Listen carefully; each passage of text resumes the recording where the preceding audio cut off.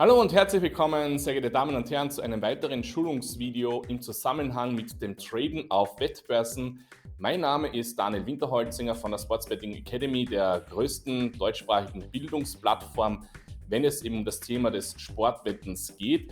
Und Sie sehen jetzt da hier einen Auszug aus dem Live-Coaching-Programm von der Sports Betting Academy im Zusammenhang mit dem Traden auf Wettbörsen. Heute mit dem Thema: Wie erstelle ich eine sogenannte Free Bet für eine Back-Situation auf Wettbörsen? Was ist das genau? Und das schauen wir uns jetzt im Detail an. Beginnen wir mal mit der Definition, was eine sogenannte Free Bet überhaupt ist. Bei einer Free Bet im Zusammenhang mit dem Traden auf Wettbörsen wird ein möglicher Gewinn auf einen bestimmten vordefinierten Ausgang gelenkt. Wenn die Wette nicht eintritt, erleiden wir keinen Verlust. Und dazu habe ich heute ein Fallbeispiel vorbereitet zum Spiel um Marokko gegen Spanien bei der WM 2022 mit dem Markt unter 2,5 Tore. Das bedeutet, wenn weniger als 3 Tore fallen, also 0 bis 2 Tore, würde die Wette gewinnen, und alles, was dann mehr als wie 2 Tore ist, also 3 oder mehr, würde ich die Wette verlieren. Und die Idee ist, dass ich sage, okay, ich möchte mir gerne hier eine sogenannte Free Bet aufbauen für das unter 2,5 Tore. Das heißt, wenn es so bleibt, dann möchte ich hier einen Profit generieren. Wenn aber zum Beispiel dann 3 Tore oder mehr fallen, dann soll ich hier kein Geld verlieren.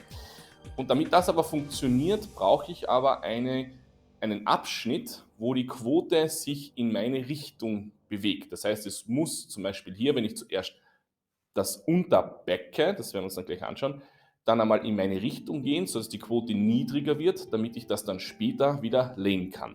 Und für dieses Fallbeispiel habe ich hier folgende Vorbereitung hier mir vorgenommen. Das heißt, die Startquote von unter 2,5 Tore ist bei der Quote 1,86.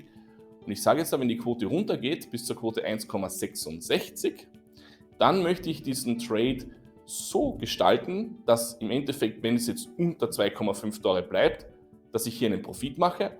Wenn jetzt aber ab diesem Zeitpunkt von 1,66 zum Beispiel noch 3 Tore fallen sollten, oder in Summe 3 Tore sich ergeben, dann möchte ich hier zum Beispiel keinen Verlust haben. Und das schaut dann in der Praxis so aus, dass man hier mal sieht, das sind die Startquoten jetzt zum Beispiel von Marokko gegen Spanien auf der Börse mit dem unter 2,5 Tore, eben mit der Quote 1,86. Und unser Risiko, was ich jetzt da hier maximal am Anfang eingehe, wären es zum Beispiel hier 100 Euro. Somit ist einmal der erste Schritt, den ich hier brauche, ist der Trading-Rechner von der Sports Betting Academy aus dem Live-Coaching-Programm, wo ich zum Beispiel hier eingeben kann, das Back, dann die Quote 1,86 und dann hier zum Beispiel den Wert 100. Im nächsten Schritt, im zweiten Schritt, gehe ich dann jetzt auf die Wettbörse und platziere diese Back-Wette.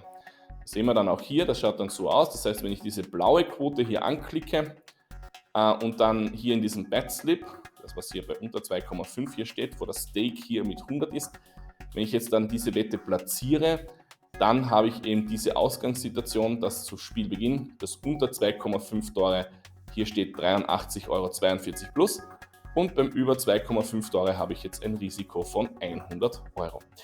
Im dritten Schritt gehe ich jetzt daher und trage in diesem Trading-Rechner ein die Lay-Quote und auch hier, man sieht das, dass ich da auf die Quote 1,66 eingebe bei Exit Trade und auch hier diesen Button anklicke auf der linken Seite Free Bet, das ist das blaue, also für diese Situation.